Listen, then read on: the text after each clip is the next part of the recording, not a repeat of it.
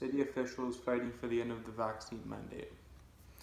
Have you ever gone to your vaccination and thought, oh, thank God I'm less likely to contract that scary disease or cold? Well, then you're clearly not against vaccines.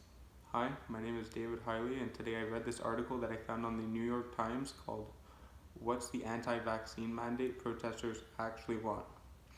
This article was written and published by Jania Belifant on October 29th, 2021. It goes over how a mandate was released on certain government officials, such as police officers, firefighters, and teachers. Now, a certain percentage has decided on their own terms that they're not going to go and get the vaccine. With this protest happening, it has led to these government officials going over to the Brooklyn Bridge and protesting for their right to choose whether they get the vaccine or not, or to end the mandate more or less. There were also people that were requiring a fake proof of the vaccination ID so they could ultimately not go and get the vaccination. So more or less they would think that they had the vaccination, but really they didn't. In these crowds, there were obviously a very large amount of people in one small space that were not wearing any masks, which ultimately in the end puts everybody else in risk of contracting COVID. The problem is in this whole situation is that even though all of these government officials are fighting for the right to choose whether they get the vaccine or not, at the end of the day it's all about protecting yourself and even more importantly protecting other people that are around you. Unfortunately, while these anti-vaxxers were moving through the streets in New York, they were also muting the voices of all the taxi drivers that were also protesting. These taxi drivers aren't anything new. They've been in the streets in New York protesting for the past couple years at least, because a lot of them are in debt, and more than half of the taxi drivers in New York are suffering a debt of more than $500,000. And that's more than half of the taxi drivers. Their debt mostly comes from the loaner fees that they have with the lender whom they got the car from. So at the moment, for the past couple of years, they've been trying to fight for an action to be made about their debt, because, like I said, more than half of them in New York have debt, which a lot of them lead up to $500,000 American, and us living in Canada, that's a lot of money. So the main problem is that even a taxi driver who does the 12-hour shifts every day, 6 days a week, working under the prime and ideal conditions, which coming with all this pandemic from COVID and anything, it definitely has not been doing as well as it was pre-COVID. So like I said, even with those shifts 6 days a week, they still wouldn't be able to sustain the mortgage payments, which are in excess of $900 a month. But this article isn't exactly about the taxi drivers, so we'll get back to the anti-vaxxers. A lot of the anti-vaxxers have actually grown to be quite upset at the current mayor of New York, Bill de Blasio, because his mandate in the end was actually quite harsh. And you know, at the end of the day, you kind of have to question what would have happened if another mayor would to have done this mandate, because in the hands of another mayor, this might not have led with the same premium of imperiousness at the end of the day.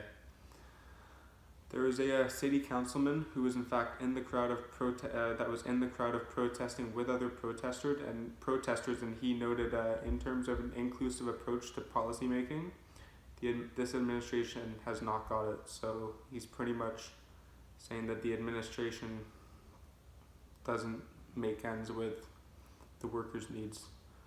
And it really makes you wonder, like, are the correct people really sitting in those positions in the city? Because if they're having riots and protests constantly, it really does show that not everything is going as it should be, I guess. And when you think about it, it's quite true, because you start to have an administration that absolutely has zero relationship with its workers and the smallest ability to understand what the city actually wants and what the city needs. So actually this article was quite interesting to read, because it was cool to see the opinions of people who are actually in the front lines of this protest fighting war after war, trying to get that goal, which is also ultimately defeating the mandate.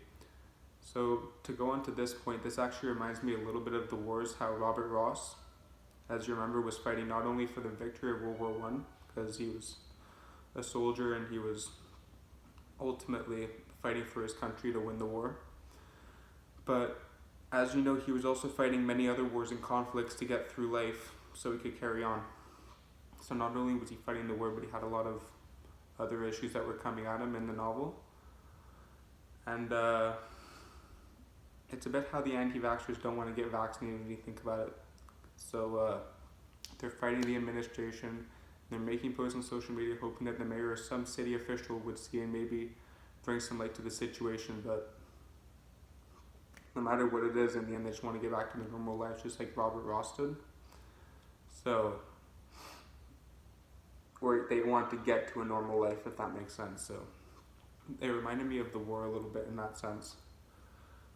But there were a couple of lingo and metaphors, such as they were being a bit sarcastic here and there in the article and what some people were saying. But for example, there was a New York assemblyman that said, this is not a political charade. And he was obviously coming off like a bit sarcastic there. And next they were talking about the betrayal, even after 2 decades of since 9/11 at the World Trade Center.